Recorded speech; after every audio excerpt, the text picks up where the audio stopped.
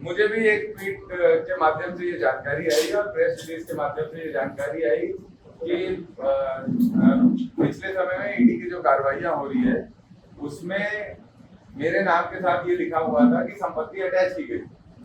मुझे लगता है कि कुछ कंफ्यूजन हो गया है। शायद जो ट्विटर हैंडल चलाता है ईडी का और जो ईडी के दफ्तर के अधिकारी हैं उन लोगों के बीच में संवादहीनता है। मेरे वकील ने आज जब वहां पर ईडी दफ्तर में बात की इस ट्वीट को देखने के बाद, तो ईडी के दफ्तर के एक वरिष्ठ अधिकारी टेलीफोनिक चर्चा में ये कहते हैं कि कोई भी अटैचमेंट अगर होता है तो वो प्रोविजन अंडर सेक्शन 5 के तहत होता है। जो ईडी का नियम है under section 5 of provision of money laundering act 2002, इसके तहत कोई भी अटैचमेंट होता है और इसके लिए पहले जिसमें भी किसी भी तरह की संपत्ति को अटैच किया जाता है उसको नोटिस दिया जाता है। तो शायद ईडी का जो ट्विटर चला रहा है, जो प्रेस रिलीज पीआरओ है, उसकी अधिकारियों से बात नहीं होती है। और टेलीफोनिक कंफर्मेशन में ये हमारे वकील को ईडी के अधिकारियों ने कहा है कि ऐसा कोई भी कार्रवाई नहीं की गई है। टेलीफोनिक चर्चा में हमें ये प्राथमिक जानकारी आई। हमने ट्विटर देखा, प्रेस रिलीज देखी, हमारे वकील ने बात की, हमारे व्यक्ति पहुंचे, वो बोले ऐसी कोई कार्रवाई नहीं की गई है और अगर ऐसी कोई कार्रवाई की जाती है तो under section 5 of prevention of money laundering act 2002 के तहत की जाती है। वो उसके लिए पहले नोटिस किया जाता है, ऐसा कोई नोटिस नहीं दिया गया। पहली बात। दूसरी बात की संपत्ति की, कि भाई संपत्ति अटैच हुई है, बड़ा चर्चा का विषय हो गया। मैं देख रहा हूँ बहुत सारे लोग सोशल मीडिया में और मीडिया में भी बयान देना आना चालू कर दिए होंगे। तो भाई संपत्ति अटैच हुई है। तो देवेंद्र यादव ने पहले भी इस बात को कहा था कि मेरे पास कोई भी संपत्ति नहीं है।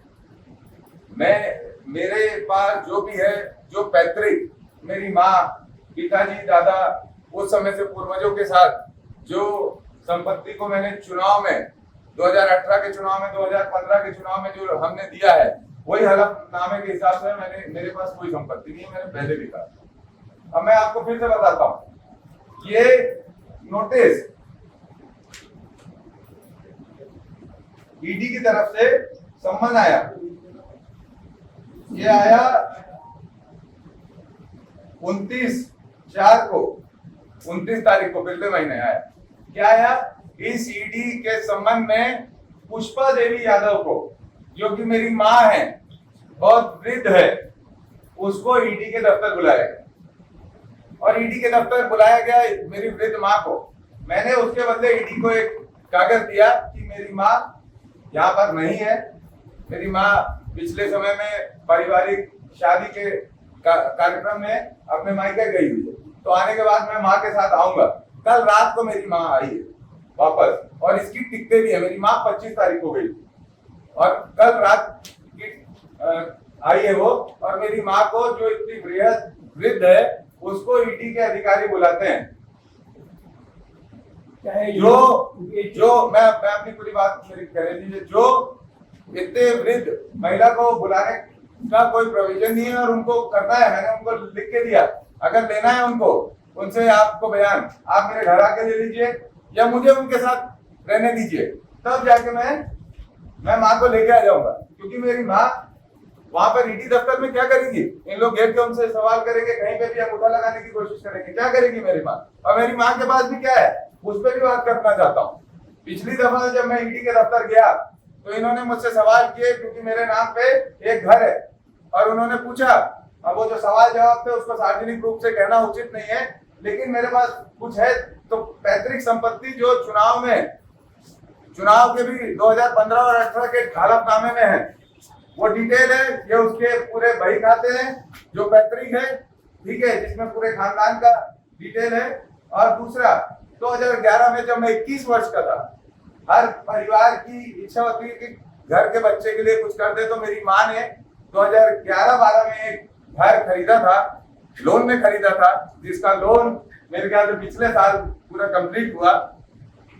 उस 2011-12 के घर के बेस पे ये मेरी माँ को ईडी के दफ्तर बुला रहे हैं।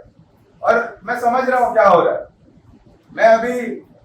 मैं तो पहले इस बात की स्पष्टता चाहता हूं, मीडिया जो रिलीज हुई है कि भाई ईडी के दफ्तर में जो अधिकारी बोल रहा है हमारे वकील को ऑफिशियली कि आपको जब भी कोई अटैचमेंट का प्रोसेस होगा, कोई कार्रवाई होगी तो उसके पहले आपको नोटिस दिया जाएगा, वो बात सही है कि जो इन्होंने ट्वीट और प्रेस रिलीज की है वो सही है। ये दोनों में ईडी के दफ्तर अधिकारी जवाब दे, फिर आगे की बात होगी। और जहां तक मेरी संपत्ति और मेरी चीजों की बात है, मेरी माँ के नाम पे एक घर है, 2011-12 में मेरी माँ ने खरीदा था, और वो भी इसके पूरे दस्तावेज है सार्वजनिक, मेरे हलफनामे में भी लिखे हुए, जब मैं चुनाव लड़ा था उसमें पैतृक है ये। और ये घर के लिए भी मेरी माँ को अगर ईडी अपने दफ्तर पे बुलाएगी तो मुझे लगता है कि देश और दुनिया देख रही है और पूरा छत्तीसगढ़ देख रहा है कि आज ईडी का क्या दुरुपयोग हो रहा है और किस तरीके से डराया जा रहा है लोगों को। मैं आज भी अपने स्टैंड पे कायम हूँ। जो जिस दिन 20 फरवरी को ईडी के लोग मेरे घर पे आए थे, मैंने बाहर निकल के बोला था, चुनौती दी थी कि आप हमारी गलती, हमारी कमी, हमने कुछ किया है तो उसको साबित करें, हम तैयार हैं, लेकिन ऐसे हम डरने वाले नहीं है। तो मैं आज भी उस स्टैंड पे जो ये मेरी माँ को बुला ले, मैं अपनी माँ के साथ जाऊंगा ईडी दफ्तर, इनके बयानों का जवाब दूंगा। हम माँ बेटे डरते नहीं है इससे, मैं और मेरी माँ दोनों जाएंगे, ठीक है, हम दोनों जाएंगे, इस पे बयान देंगे अपना, हम डरते नहीं है। सर माँ अकेली नहीं जाएगी, माँ के साथ आप जाएंगे? हाँ मैं जाऊंगा, मैं अपने वकील से मैंने लिख के भेजा, मैं अपनी माँ के साथ जाऊंगा, और हम डरते नहीं है, हम सारे जवाब देंगे। और हम संविधान को मानने वाले हैं, हम अपने संविधान पे विश्वास करते हैं, और जो भी कानून कहता है उसके हिसाब से जो हमें सहयोग करना है हम सहयोग करेंगे।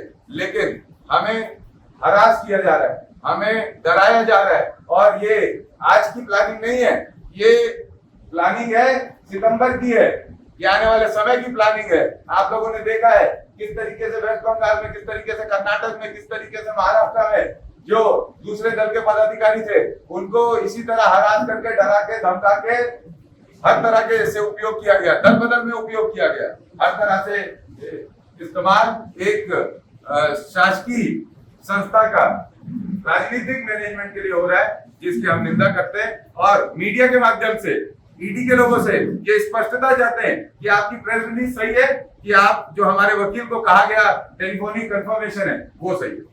आपकी बात जो रेड पड़ी थी, 4 फोटो में से कोई भी संपत्ति आपकी नहीं है, दोनों ने जारी की है, 4 फोटो भी जारी की है। नहीं, मेरे पास कुछ नहीं है, मैं तो तैयार उसको सार्वजनिक रूप से मैं तैयार हूं कि मेरी संपत्ति का ब्यौरा सार्वजनिक किया जाए ईडी के द्वारा, और मेरे से जो सवाल किए जाते हैं वो भी सार्वजनिक किया जाए, और मेरे से आने वाले समय में मेरी माँ और मुझे जब जब बुलाए उसकी वीडियो रिकॉर्डिंग भी सार्वजनिक किया जाए, और मेरे पास कुछ भी संपत्ति है तो उसको डिटेल्ड, पूरी डिटेल के साथ पब्लिक फोरम में लाया जाए। मेरे ये अपील है ईडी के अधिकारियों से। आपके पास जो 2-3 बार पूछताछ हुई उसमें क्या कभी कोई संपत्ति जब्त हुई है? डॉक्यूमेंट पेपर जब्त हुई? नहीं, कोई जब्त नहीं। नहीं, मैंने तो खुद बताया है, मैंने खुद बताया है कि भाई मेरी पैतृक घर है मेरी माँ के नाम से, मेरी माँ ने मेरे को अटैच किया, 21 साल का था मैं, 2011 की बात है, ये कागज भी आप देख सकते हैं सारे, उनके पास भी है, 2018, 2015 के चुनाव के हलफनामे में भी देख सकते हैं, उसमें डिटेल लगी है, सार्वजनिक है, वो तो कोई दिक्कत नहीं। लेकिन आज तक ना कोई कागज मिले, ना धन दौलत मिला, ना कोई सबूत। लेकिन ठीक है, चुनाव है तो अब तो ये आदत सी हो गई है चुनाव समय में ऐसा देखना और खेलने का।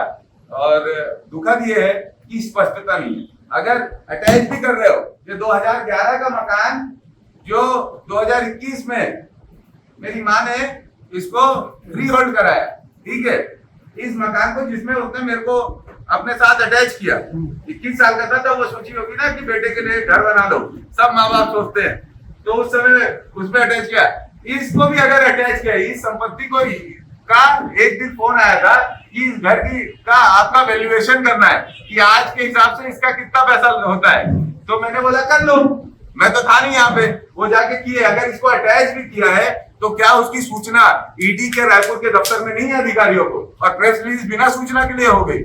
ऐसा कैसे हो सकता है?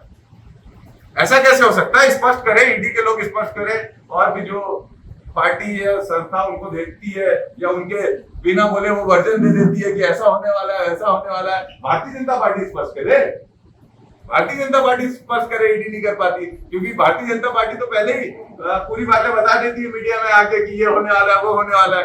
तो वही स्पष्ट करे ऐसा कैसे हो गया कि ईडी के अधिकारी बोल रहे हैं कि हमने कोई कार्रवाई नहीं की है, और जब होगी तो उसके पहले नोटिस दिया जाएगा, और उनका प्रेस रिलीज कहता है कि अटैच होगी संपत्ति, जबरन माहौल बना दिए। अच्छा विधायक जी, मेरा एक सवाल है, ईडी का जिस प्रकार से ट्वीट है, ट्वीट में आपके अलावा और भी लोगों का नाम है उसमें, हाँ, तो उनकी कोई प्रतिक्रिया नहीं आई, आपने प्रेस कॉन्फ्रेंस दिया, तो इतनी हड़बड़ाहट क्यों है प्रेस कॉन्फ्रेंस लेने की? बिल्कुल रहेगी। मेरा नाम, मेरा मौलिक अधिकार है, अगर मेरे नाम को किसी जगह से जोड़ा जाता है और उसकी स्पष्टता, और मैंने मीडिया में आने के पहले ईडी के दफ्तर में बात की है, ऑफिशियली बात की है, मेरे वकील ने बात की है, मैं आपको सार्वजनिक रूप से उसको कमेंट कर रहा हूँ कि मेरे वकील ने बात की है, उसको स्पष्ट रूप से पूछा है कि भाई ऐसी कोई कार्रवाई की गई है क्या? अगर ऐसी कोई कार्रवाई की भी गई रहती तब भी मैं अपनी बात रखता, ठीक है, लेकिन वो खुद ही नहीं जानते कि कोई कार्रवाई हुई है और ट्वीट होते जा रहे हैं, ये क्या बात है? विधायक जी 7 मार्च को, इससे पहले 7 मार्च इनसे और आपके संबंध कैसे थे? देखिए, जो भी लोग, जैसे विधायक साथी का नाम हमारे, सबको परेशान किया जा रहा है, हरास किया जा रहा है, जानबूझकर किया जा रहा है, और सब जानते हैं कि एक षड्यंत्र है और दबाने की कोशिश है। लेकिन इस प्रदेश में माननीय मुख्यमंत्री भूपेश बघेल जी के नेतृत्व में और हमारे राहुल गांधी जी के कुशल मार्गदर्शन में हम लोग वापस सरकार बनाएंगे। ये ईडी के डर से छत्तीसगढ़ के लोग, छत्तीसगढ़िया स्वभाव नहीं डरेगा। हम लोग अपनी चीज पे स्पष्ट है और लोगों के लिए काम कर रहे हैं, और इस तरीके का जो भी नैरेटिव बनाया जा रहा है वो सरासर गलत है, और इसकी निंदा करते हैं।